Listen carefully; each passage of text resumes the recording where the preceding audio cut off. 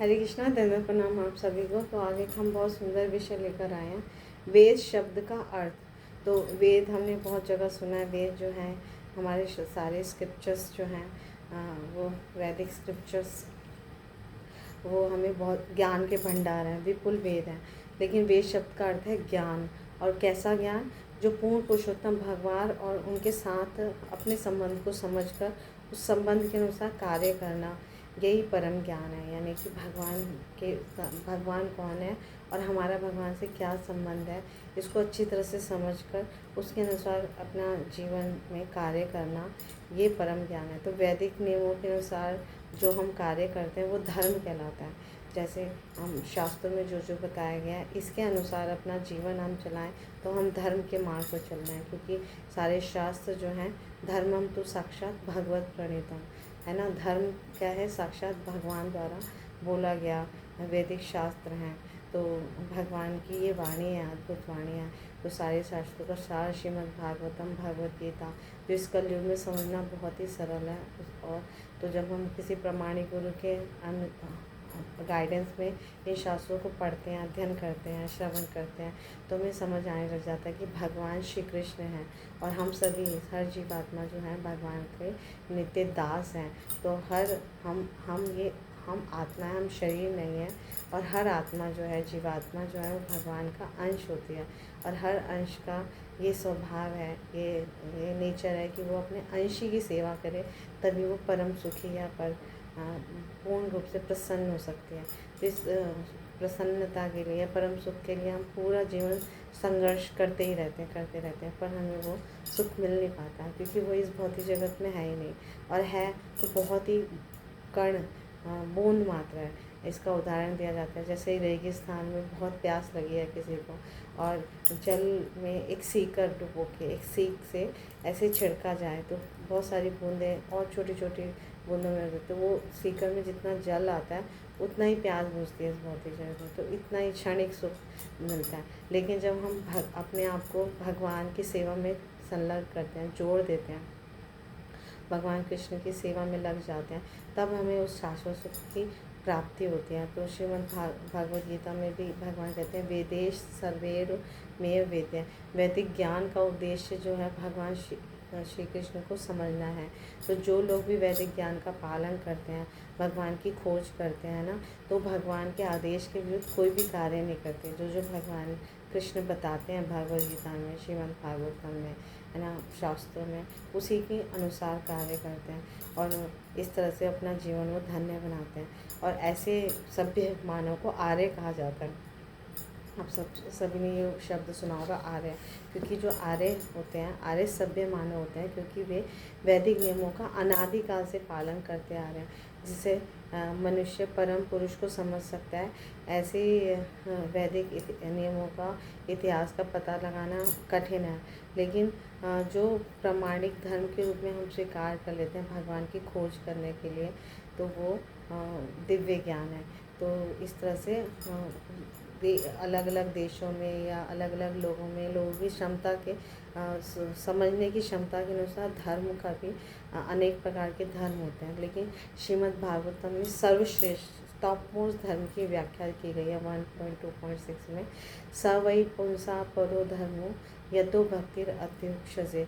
सबसे बड़ा धर्म वही है जिससे मनुष्य ईश्वर के अस्तित्व, उनके रूप, नाम, गुण, लीला, धाम, ऐसे लक्षणों से अवगत हो जाता है और फिर उनकी सेवा में लगाता है। तो इस तरह से उसे सारी वस्तुओं का ठीक ज्ञान हो जाता है, परम सत्य का ज्ञान हो जाता है और वैदिक ज्ञान की वो पूर्णता उसे समझ आने लग जाती है।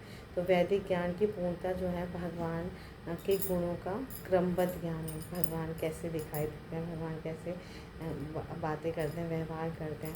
तो जब हम श्रीमद् भागवतम में उनके भक्तों के साथ उनका रूप, गुण, लीला, माधुरी, धाम, परिकर के बारे में निरंतर सतत प्रमाणिक गुरु से या आचार्यगण से सुनते हैं, श्रवण करते हैं, हम बहुत सारा भगवान के बारे में ज्ञान अर्जित करते हैं। तो इससे हम शुद्ध ज्ञान या वेद का अर्थ जो ज्ञान है उसको हम जान लेते हैं। वैदिक ज्ञान हमें मिल जाता है, वैदिक ज्ञानों का रहस्य हमारे समक्ष खुल जाता है। तो श्री चैतन्य महाप्रभु भी श्री चैतन्य चैतन्य में बहुत सुंदर बताते हैं कि मनुष्यों में जो लोग वैदिक नियमों का पालन करने वाले हैं उन्हें सभ्य माना जाता है ना, इंटेलिजेंट, सभ्य है, बहुत एटिकेट्स पर्सन। लेकिन उनमें से भी क्या होता है, कुछ लोग सिर्फ दिखावा करते हैं धर्म का या ज्ञान का, है ना। तो और जो दिखावा करते हैं वो इन सिद्धांतों के विरुद्ध भी पाप कार्य करते हैं। तो ऐसे लोग जो हैं वो विधि विधानों की परवाह नहीं करते, अपना मनमानी कार्य करते हैं। तो क्या वो भक्ति में प्रगति करेंगे? नहीं, वो भक्ति में प्रगति नहीं करेंगे, उनका पतन हो जाएगा। हमें बहुत सतर्क रहना चाहिए कि हमें दिखावा नहीं करना, हमें अपना जीवन धन्य बनाने के लिए वेद यानी जिसका अर्थ है ज्ञान, परम सत्य का ज्ञान, भगवान कृष्ण के बारे में जानना, है ना, और अपना जीवन का जो लक्ष्य है भगवान श्री कृष्ण का प्रेम प्राप्त करना, उसके लिए हमें प्रयासरत रहना चाहिए। तो इस कलयुग में बहुत सुंदर बताया गया है कि जब हम हरे कृष्णा कृष्णा कृष्णा हरे हरे, हरे राम राम राम हरे हरे, भगवान के इस पवित्र नाम का जप करेंगे तो हम अपना जीवन जो है धन्य बना लेंगे। और वैदिक ज्ञान का जो परम सत्य, परम नॉलेज है ना, परम ज्ञान है, वो हमारे हृदय में स्फुरित हो जाएगा और हम समझ पाएंगे कि हम भगवान श्री कृष्ण के दास हैं और भगवान श्री कृष्ण का प्रेम हमारे हृदय में जागृत हो जाएगा। और वो हर किसी के जीव के हृदय में सुषुप्त अवस्था में है, उसे जगाने का यही महामंत्र उपाय है ना। तो जब हम भगवान के पवित्र नामों का जोर जोर से उच्चारण करते हैं या जप भी करते हैं धीरे धीरे, तब भी वो इतना ज़्यादा लाभकारी है। भगवान ने अपने नामों में इतनी शक्तियाँ भर दी हैं, इतनी शक्तियाँ भर दी हैं कि कोई कैसे भी खाते शुते यथा तथा नाम लय, देश काल नियम नहीं सर्व सिद्धि हुए।